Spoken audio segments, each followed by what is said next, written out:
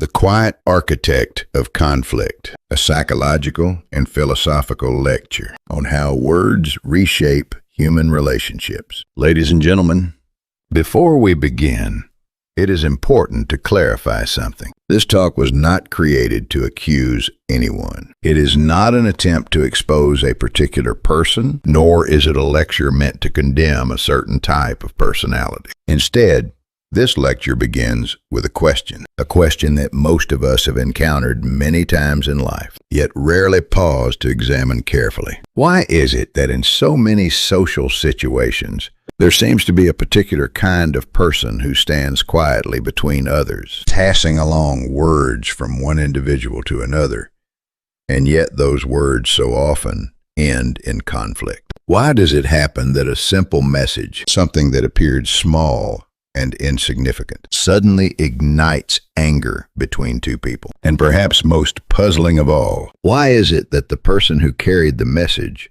often walks away, untouched by the consequences? You may have seen this scene many times. Two colleagues suddenly stop speaking to each other. Friends who once shared laughter begin to avoid one another. Family members become divided after a misunderstanding that seems, at first glance, almost trivial. But when we look closely, there's often a similar pattern behind the conflict. Someone approaches another person and says something like this: "Do you know what they said about you?" Sometimes the statement that follows is only partially true. Sometimes the context has been quietly removed. And sometimes, quite remarkably, the words that were supposedly spoken never existed at all. But by the time the message reaches its destination, the emotional impact has already taken hold. The listener feels hurt, or anger, or betrayal, and naturally that emotion is directed toward the supposed speaker. Soon enough, tension escalates. Voices grow louder. Trust erodes. Relationships that once felt stable begin to fracture. And yet, when the conflict reaches its peak, something curious happens. The person who delivered the message, the one who stood at the center of the exchange, often steps back and says something familiar. "I didn't mean it like that." Or perhaps, "I didn't expect it to turn into such a big problem." And finally, the most revealing statement of all: "I was only passing along what I heard." At that moment, something important occurs. Responsibility quietly dissolves. The individual who initiated the chain reaction no longer appears as a participant in the conflict, but rather as a neutral messenger, someone who merely transported information from one place to another. And so they stand there, seemingly untouched, while the fragments of the relationship lie scattered between the others. Now here is the critical point. When we observe this pattern repeatedly in workplaces, communities, and even families, it becomes difficult to dismiss it as a simple personality flaw. This is not merely a matter of someone being a bad person, because what we see is far more consistent than random behavior. The same structure appears again and again. The same position is occupied, and the same result follows. Psychologically speaking, individuals who behave this way are rarely the visible center of conflict. But if we trace the origin of the conflict backwards, we often discover that they were present at its beginning. Philosophically speaking, their role is even more intriguing. They influence the emotions and relationships of others, yet they do so in a manner that allows them to avoid the weight of responsibility. Let me give you a simple example from a workplace. Imagine that after a meeting, one colleague casually remarks, "I think the discussion lost focus a little today." It is my observation, something many professionals might say without hostility. But another individual takes that statement and relays it to someone else in a slightly altered form. C said, "You never really get to the point in meetings." Notice what has happened. A reflection about a discussion becomes a judgment about a person. The emotional impact is entirely different. Or consider another situation. Someone expresses concern about an imbalance in a project structure. Yet the message arrives at another colleague's ears like this: "C told me you barely contributed to the project." Again, the meaning has shifted. Not dramatically enough to appear fabricated, but just enough to ignite emotion. And the same pattern appears outside the workplace. A remark such as, She seems sensitive, so we should be careful. Transforms into, she said you're overly sensitive. A comment about a situation becomes an attack on a person. When messages travel through this process, something inevitable happens. Emotion awakens. The listener reacts. Anger rises, and the conflict that follows appears to belong entirely to the people directly confronting one another. But at this point, we must ask a very simple question. Who actually created the situation? If we examine the sequence carefully, the answer becomes difficult to avoid. The conflict did not begin with the angry reaction, nor did it begin with the supposed statement. It began with the act of transmission, with the person who chose which words to carry, which context to remove, and which interpretation to emphasize. Yet when the consequences appear, the same person often says, "I didn't mean it that way." This statement performs a subtle philosophical maneuver. It separates intention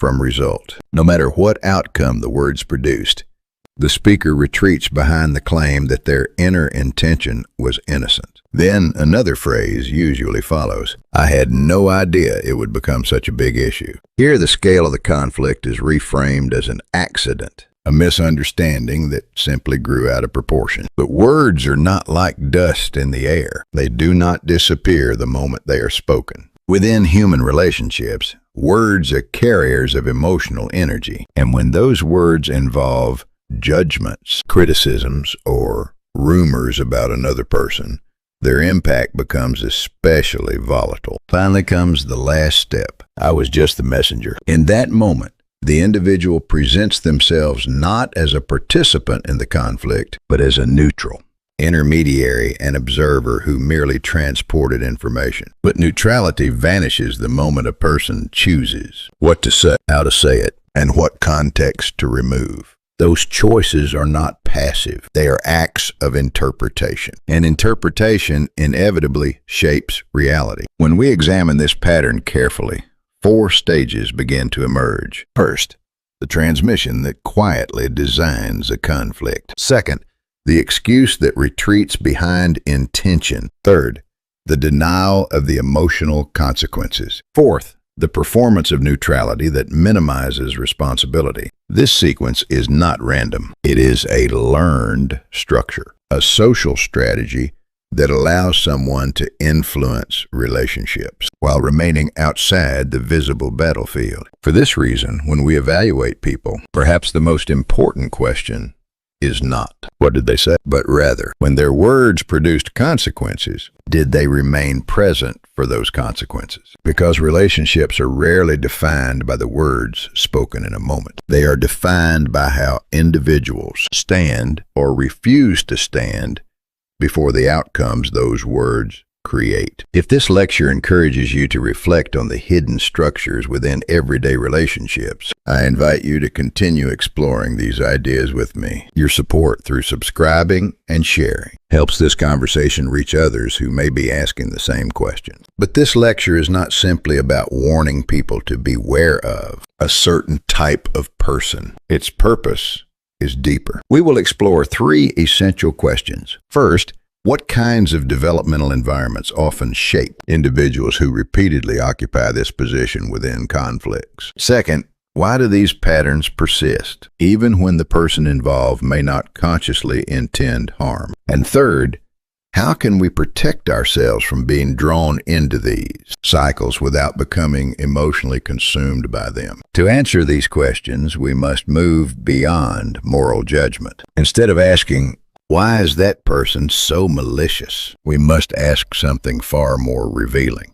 What psychological structure makes this pattern possible in the first place? Because in many cases, the individuals who create these situations are not operating from pure calculation. Often their awareness of the damage they cause is surprisingly faint. Their behavior is not always the result of cruelty. More often, it is the result of anxiety and the strange strategies human beings develop in order to survive that anxiety. Understanding that structure is the real beginning of wisdom in relationships. And that is where our exploration truly begins. If we follow this pattern far enough, we begin to notice something even more unsettling. Social division rarely begins with ideology. It rarely begins with politics, religion, or grand philosophical disagreements. More often, it begins much earlier, in something quieter, something almost invisible. It begins in the absence of inner standards. A person grows up without a stable emotional reference point. That instability produces anxious relationships. Anxious relationships create indirect communication. Indirect communication forms triangular structures.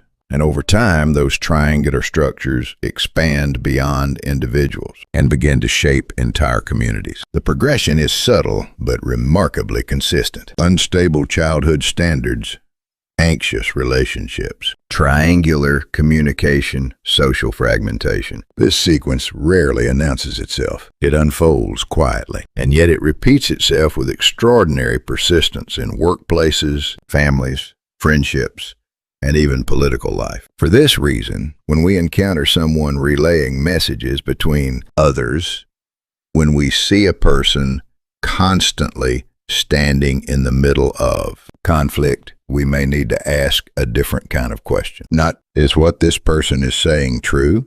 But rather, where does this person place their inner standard? When that question becomes possible, something important changes. Conflict becomes understandable. Patterns become visible. And the cycle of division can finally be interrupted. But this brings us to another puzzle. Why do some individuals consistently occupy this middle position? Why do they rarely speak directly to the person involved? Why do they prefer to relay messages carrying one person's words to another while relationships grow increasingly complicated around them? To understand this pattern, we must go back much further than adulthood. In most cases, this behavior is not the result of cruelty or manipulation. It is a survival strategy that was learned very early in life. One of the most common origins lies in a childhood environment where affection was inconsistent. Imagine a caregiver whose expressions of love depended not on the child's emotional needs, but on the caregiver's own changing condition. On certain days, the caregiver might show overwhelming warmth holding the child, speaking gently, offering attention. But on other days, when tired or stressed, the same caregiver might withdraw entirely, responding with silence or emotional distance. From the child's perspective, something confusing begins to form. Love is no longer predictable. It becomes conditional. Some days bring closeness, other days bring absence. The most important detail is this: the standard for receiving affection does not lie in the child's behavior. It lies in the caregiver's mood. And so the child slowly learns a quiet lesson. Love does not arrive steadily. Love arrives unpredictably. And when love disappears, the child begins to wonder, maybe I have become invisible. Over time, another belief quietly takes shape. If nothing happens, no one notices me. If I succeed, or if there is a problem, attention returns. This is a powerful psychological discovery for a child. Connection seems to appear only when something significant occurs. Achievement, illness, conflict. Under those circumstances, attention returns. And so a subtle emotional logic forms. If nothing happens, I disappear. If something happens, connection returns. When that child becomes an adult, this early learning often leaves behind a distinctive pattern in relationships. Direct emotional confrontation feels terrifying. Standing face to face with another person expressing anger, disappointment, or vulnerability can trigger the same anxiety the child once felt when love became uncertain. A series of thoughts quickly emerges. What if they reject me? What if they suddenly shut me out? What if I become unnecessary? For someone carrying this emotional history, direct conversation feels dangerous. So instead, a safer structure appears. Indirect communication. This is where the triangular relationship begins. Rather than speaking directly to one person, the individual communicates through a third. A message travels from A to B, but through C. At first glance, this structure appears helpful. The middle person may seem like a mediator or a peacemaker, but psychologically the function is very different. The triangular structure offers three powerful advantages. First, responsibility becomes diffused. The individual is not the direct source of the conflict. Second, as long as tension remains between the other two people, the middle position remains necessary. And third, emotional tension creates a strange sense of presence. When emotions move, when relationships shift, the individual, standing in the middle, feels visible. Conflict becomes a form of connection. This is why many people in this position insist that they have no harmful intentions. You may hear statements such as, "I just didn't want there to be misunderstandings. I thought someone might get hurt. I was only trying to help." And very often, these statements are sincere. The individual may genuinely believe they are protecting others, yet the outcome tends to follow the same pattern. Misunderstandings grow. Emotions become distorted, and the opportunity for direct resolution disappears. At this point, a personal survival strategy begins to evolve into something larger. What began as an emotional adaptation in childhood gradually transforms into a social structure that produces division. To understand this transformation more deeply, it is useful to borrow a perspective from an ancient spiritual text often associated with Tibetan philosophy, the Book of the Dead, sometimes referred to as the Teachings on the Bardo. Although the text is traditionally associated with the experience of death, its psychological insights are surprisingly relevant to everyday life. It describes a state in which the human mind mistakes its own internal projections for external reality. In the Bardo, the text explains, individuals encounter visions created by their own consciousness. If they fail to recognize these visions as products of their mind, they remain trapped in cycles of confusion. A remarkably similar process can occur within relationships. An adult who once feared abandonment as a child may unknowingly project that fear onto others. They are not always responding to the present moment. Instead, they are responding to emotional memories that were never resolved. Rather than confronting another person directly, the mind reshapes reality into a more manageable form. Messages are relayed, interpretations are added, tension is redistributed. In this way, the person does not face the emotional situation directly. They reshape it. The ancient text expresses this idea in a simple but profound warning. The forms you see are creations of your own mind. If you do not recognize them, you will repeat the same state again.